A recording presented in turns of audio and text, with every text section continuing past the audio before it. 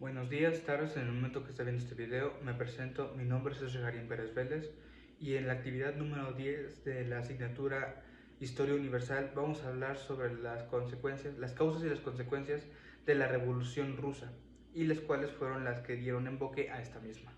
Bueno, antes de comenzar, debemos aclarar que la Revolución Rusa fue creada a partir de los sucesos que fueron dándose durante la guerra.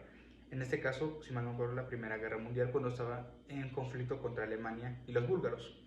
Una vez dicho esto, comencemos bien a detalle.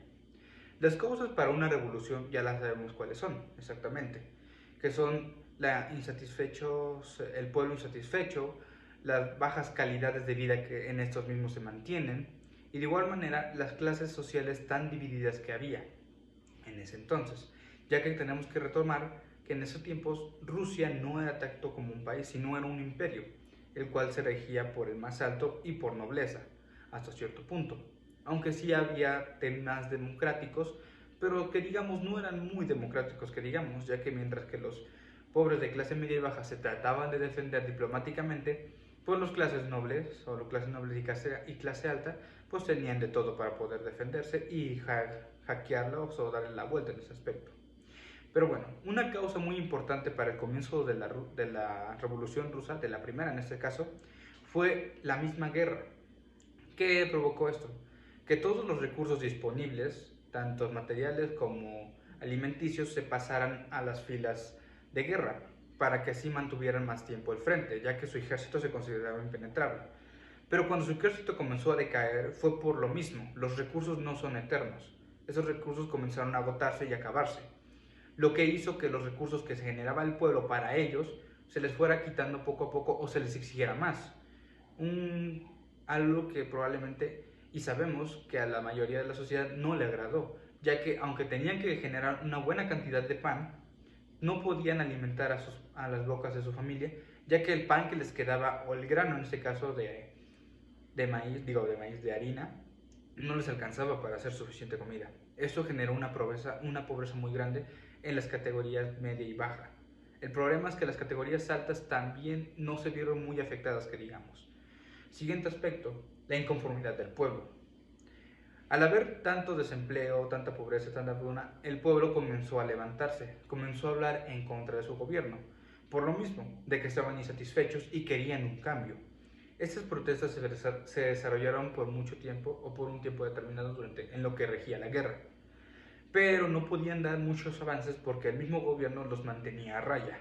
Los estaba amenazando con daños muy fuertes que no podrían recuperarse y tendrían que obedecer a mano dura. Y otra cosa, tenemos que dar en cuenta que cuando estaban en las protestas, lo que se hizo no fue hablar con ellos o tratar de resolverlo de manera ética, por decirlo de manera, o en este caso diplomática, sino que se utilizó la fuerza, se utilizó el acribillamiento, matar a personas para que retrocedieran y así meterles miedo de que no entraran a ese tipo de discusiones porque tenían todas las de perder. Lo que no contaba el Imperio Ruso es que sus mismos soldados, los cuales acribillaron a la gente, no eran soldados como tales. Recordemos que la mayoría se fueron a la guerra, así que los soldados que quedaban eran eso, aldeanos o pobladores del mismo pueblo, que no eran exactamente soldados, sino que estaban metidos por soldados a la fuerza por las cuestiones de guerra, cosa que pasa en muchas guerras, obviamente. Pero esto hizo que los mismos soldados también decidieran cambiarse a ese bando y comenzar también así la revolución más fuerte, apoyando a los pobladores con armas para que así pudieran defenderse de las personas que todavía estaban ahí contra ellos. Entraron al parlamento y lo hicieron que se revocara y cambiara. Estas fueron las causas y las consecuencias que fueron haciendo que la primera revolución rusa surgiera, ya que el mismo autoritarismo de la población rusa, o de sus gobernantes en este caso, fue lo que condenó a este mismo gobierno a ser derrocado y a cambiarlo por un modelo socialista.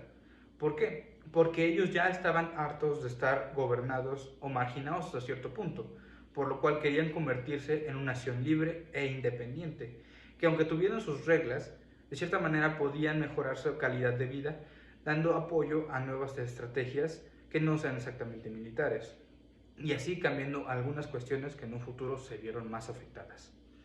Muchas gracias.